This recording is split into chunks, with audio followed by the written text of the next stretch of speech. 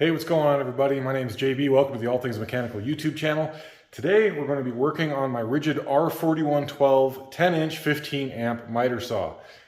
We've had this thing for quite a few years now, probably 7 or 8 years, and we've put it through the ringer, and it is a fantastic tool, but there were a couple of things wrong with it. First and foremost, the dust bag was completely shredded thanks to our German Shepherd, Saber, when he was a puppy. He got a hold of this thing and shredded it.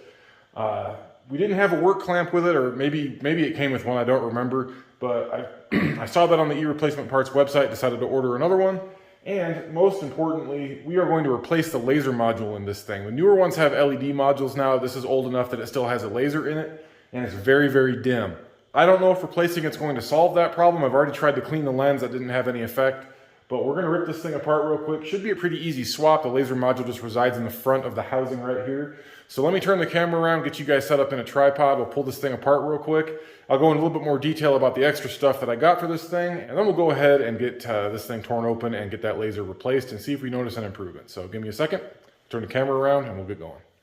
All right, guys. So like I said, this is a Ridgid R4112. It's probably almost a decade old at this point, but it is an absolutely fantastic tool. I never really appreciated Ridgid tools very much until I got this thing and my 15-inch drill press over here, both of which are just absolute beasts. This thing, I mean, all of this is cast aluminum. The only real plastic bits on this thing are the shrouds and little ancillary pieces and like the motor assembly and covers and whatnot. But the main castings and all the portions of this thing, all of this, the base and the table and everything, are made out of aluminum. Really nicely machined aluminum. So really happy with this saw. Just trying to get it cleaned up. I got a couple of projects I want to do for the wife here coming up that's going to involve some woodworking. We're going to refinish the table and do a few other odds and ends. So want to get this thing squared away. Now, the biggest problem that we have with this right now, and I only have it plugged in so I can demonstrate this, then we're going to go ahead and unplug it, make it safe. But this laser, I'm not sure if that's really even going to show up on camera. Probably not, but this laser is super, super dim. I mean, you may be able to see it on my jacket, but not a whole lot of output there. I mean, obviously it's a little bit dimmer trying to go through the shroud, but even now, there's really not very much output. It's not a very usable laser. And this is inside with just shop lights on. Trying to use this thing outdoors, like if I have it set up on a stand outside, the sunlight completely washes the laser out and makes it useless. So I'm gonna go ahead and turn this thing back off now, and we'll unplug it. So now we're getting safe. So I got a brand new laser module right here. This is an actual Ridgid part. All this stuff is actual Ridgid parts. As you can see, I already have the new dust collection bag put on back here. This is the one that my puppy got. He's 3.5 years old now, but he grabbed a hold of this thing. I wanted to yank on it and just tore it up. And it's kind of been that way ever since. We've just been hooking up a vacuum to the back of it. But got a new one of these, got the new laser module. And I got this work holding clamp, which is really neat. These fit right down into these recesses on either side of the table. But as you can see, it only fits in one way, and it is backwards. So the actual clamp portion is facing me, and the handle is facing the work. Luckily, there's just a Phillips head screw on the end here, so I can just take that screw out, take this plate off the end, spin this thing out, flip this carrier around. That way it'll fit back in here properly, so we can actually have the clamp facing the table. So I think that this is a universal thing. Most Ridgid saws have little cutouts for this kind of thing, so I'm sure that it fits a variety of different tables, so that's probably kind of why they made it modular. But all these parts, the brand new dust bag, the laser module, and the work holding clamp, $15 from e-replacementparts.com, and it's obviously actual Ridgid stuff. These are actual Ridgid parts. This clamp was $3, the bag was $5, and the laser module was $7.61. So big shout out to Ridgid for maintaining their parts supply and really taking care of their legacy tools, because I think there have been 2 or 3 different versions of this saw that have come out in the interim since we purchased this. But they still either recycle a lot of the same parts, or they just provide replacement parts for all of their stuff. So like I said, I've been really happy with Ridgid, and that's part of the reason why. Not only do they make great stuff, but you can actually fix it yourself if you need to. So I really appreciate that. So in order to gain access to the laser module, we're first going to have to take off the pivoting shroud that, it obviously moves out of the way when you lower the saw. I believe it's just a 5mm Allen wrench. Yeah, that's all this is.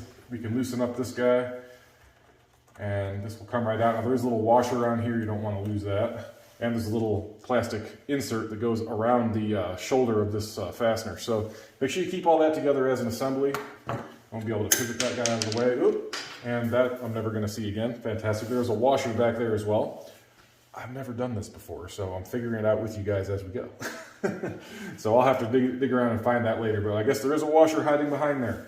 You have a Phillips head screw here and another what looks like 5mm bolt back here, and it looks like this cover plate just comes off all as one deal. So we still would have had to remove that anyway to get it out of the way, because it is attached to this. So we'll take this other one out. No washers or anything with that, just the fastener itself. And Phillips head screw right here. There we go. That just loosens up. And there we go. So that just comes off as one assembly. By the way, guys, we still have the original Ridgid blade on this thing that we've used for 8 years, and it actually still cuts fairly well. The teeth are still super sharp. They're carbide tip teeth. It's a ripping blade, so I do want to put a finishing blade on this thing at some point, but we don't have to worry about that for today. We have the shroud out of the way, and the laser module is located right in here. So there are 3 adjustments for the laser. There's your side to side, your spread on the laser, and then I think this actually pivots it back and forth, this top adjustment here. But to get this cover plate off, it looks like there's 2 screws right back here that we can pull out. So I'm going to go ahead and yank these out. Those are very coarsely threaded because they just go into plastic. So not too much effort to get those out. And yeah, it looks like that cover is going to come off. Let's try not to drop anything. Here we go. So there's our laser module. I'm going to pull this screw out. So yeah, this is a super simple, I can see everything that we need to do right here. Now while we're in here, I am going to take this cover out and clean it again. I mean, it is relatively clean, but there's still some dust and whatnot on that. So we'll just put that guy right back in where it was and set this whole thing aside. Now to get this laser module out, let me see here. This is the connector for it right here. Let me get the new one out of the package so we can kind of compare and contrast here.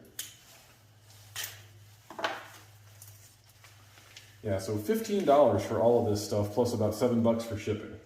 And I had it within a day, because E-Replacement Parts is actually based out of Salt Lake, the Salt Lake area here. So, but here we have our new laser module, right there. That looks like it's a good match. And then we have our connector, if we orient that the same way, that just bends around to right there. So we should be able to take this out and unplug it. Now what I'm going to do, before I bother ripping this thing apart, ripping all the rest of this apart, I'm going to plug the new laser module in and see if it's any brighter. Okay, that just snaps in. So I'm going to plug this thing back in just for a minute. And we'll turn this back on. Oh yeah, look at that. Huge difference. Huge difference. See that? It's actually pretty impressive. So, just do another comparison here. Plug the old one back in real quick. Turn that guy back on. Yeah, look at how dim that is compared to the new one. So, I think the laser module is just getting tired. It's not a huge difference, but it's definitely noticeable. And anything that we can do to make this thing a little bit more user-friendly for myself and my wife is definitely a good thing. So again, we're going to do one more comparison here. One more time. Yeah, that is a noticeable difference in brightness. That's pretty impressive. So it was a good call.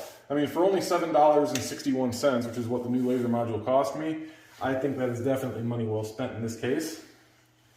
So now I need to figure out how to release this thing from the housing that it's in. We have a cap on the back here, and that looks like a positioning adjustment, so we don't want to screw with that. But there is a C-clip right here. So, no, it's not cooperating. So, it looks like we got to pull this snap ring off and loosen this side carrier, and that should, if we loosen this, that should take the tension off of the module and it should just slip out from the top. So I'm going to pause you guys real quick. I'm going to get this snap ring off, probably go find my snap ring pliers, and we'll proceed from there. 1 second. Yeah, movie magic, we're back. Now let's see if these are small enough to get in there, just barely. All right. That's definitely gone now. Great. That's fantastic. Okay. So you can't even unscrew that or anything. It looks like that's just it's just a split in the plastic that snap ring puts tension on. So this should slide out from the top. Yep, there we go. Comes right out. Just using a flat bladed screwdriver here. Get this old guy out of here. And we'll slip the new guy in its place. That is a very, very tight squeeze, which is a good thing since I lost the frickin' snap ring. I'll have to find another one of those somewhere. I know I got a bag of snap rings, an assortment of them around here somewhere. Let's turn this laser back on again. Yeah, see, it's completely out from where it's supposed to be. So that's what this Phillips head thing at the top is for, except I have the wrong size. So we'll use the flat head.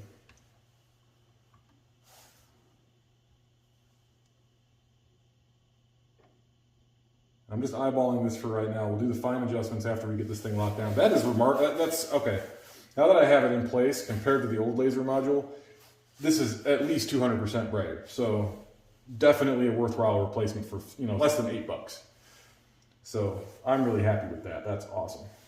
So we're gonna get this down the rest of the way. If it'll go, there it goes. And I just moved it slightly. So I'm gonna twist that back. And again, we'll do all the fine adjustments when all this is put back together and locked down. All of these things, this screw and this screw are there to allow for some adjustment with this laser module. So you don't need to do everything with this taken apart. I would much rather mess with it once all of this is locked back down. So I'm gonna go make a completely in vain attempt to find the snap ring that I lost, because I know it landed over there somewhere in the messy part of the garage that I have not cleaned up or broken down boxes in yet. So that's great. I'll be right back.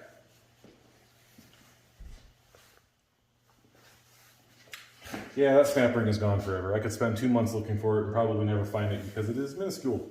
That's all right, I'll order another one from your replacement parts probably if they still sell them. If not, I'll get a generic snap ring and throw it on there.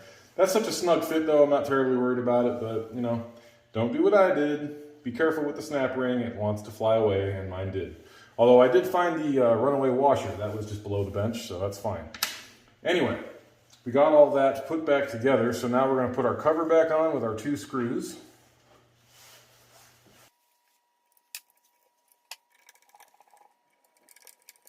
Okay, that's all set. Go ahead and throw our shroud assembly back on here. We can get that without it wanting to fly away on us. So we got our big pan head hex bolt at the back here.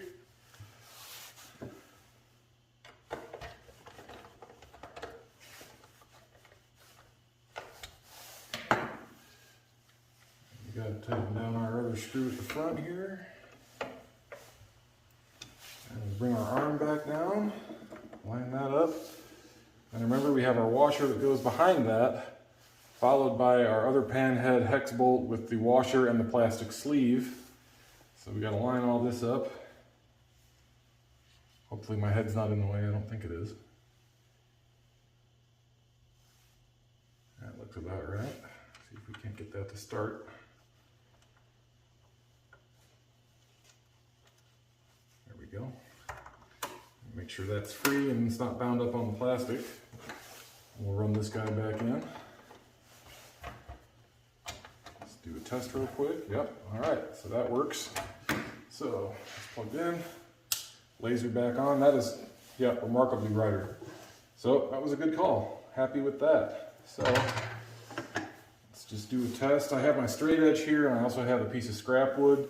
And as you can see, the laser is nowhere close. So to adjust that, we just take these 2 screws here. I'm guessing it's this top one that we want to mess with. I guess we'll know here in a second if that's true or not. So I'm going to move this thing over just a little bit. Yep, that's it. That's the one we want. I'll figure it out maybe. Oh, was that the magic one? Yeah, okay. It's all right. So now I'm going to take my straight edge here. And I know you probably can't see exactly what I'm doing. this out of the way. But we have a pretty bad cant this way with the laser. So I'm going to take my adjustment here, go back the other way with it. And again, this is not held in by a whole lot. There we go. So I have the laser set right now, so it's just up against the edge of where the kerf will be. You can set it up however you want. Obviously it's adjustable for a reason, but I like having this laser because it's positioned on the left side of the blade. I want everything on the right side of that laser beam to be gone when I finish making a cut.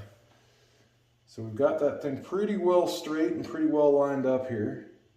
Now you can use the 0 on your scale down here as a guide, and it's pretty close, but I'm going to give it a slight bump back the other way.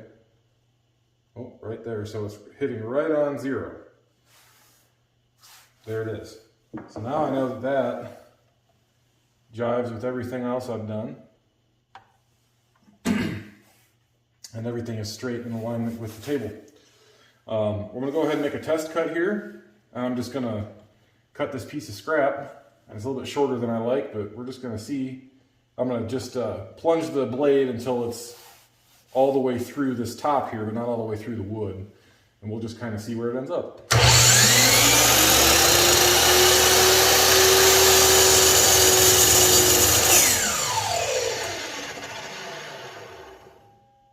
Excellent. Excellent, excellent. Look at that. That's perfect.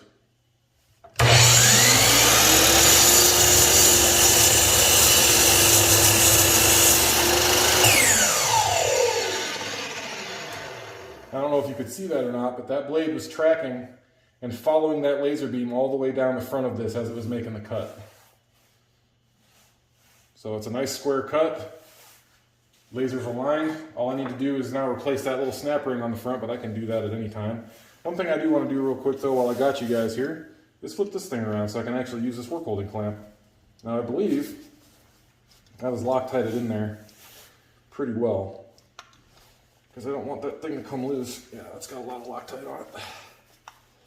But it ain't going to work unless I do this, so I imagine that's the reason that they put these screws on the end. Just a Phillips head screw.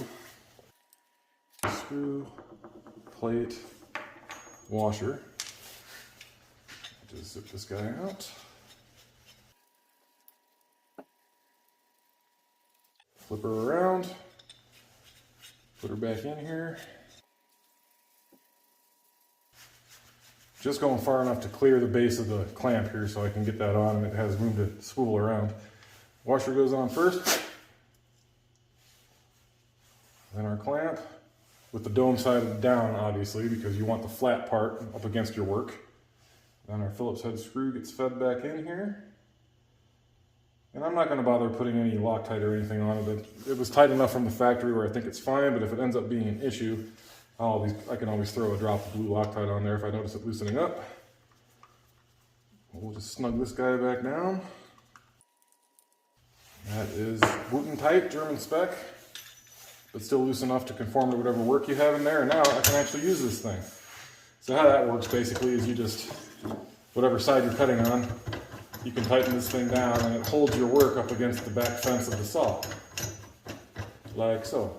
Obviously it's not going to work with little shorted pieces like what I just cut, but there you have it. Now to replace the bag, that's fairly self-explanatory, but it's just an expanding hose clamp style deal.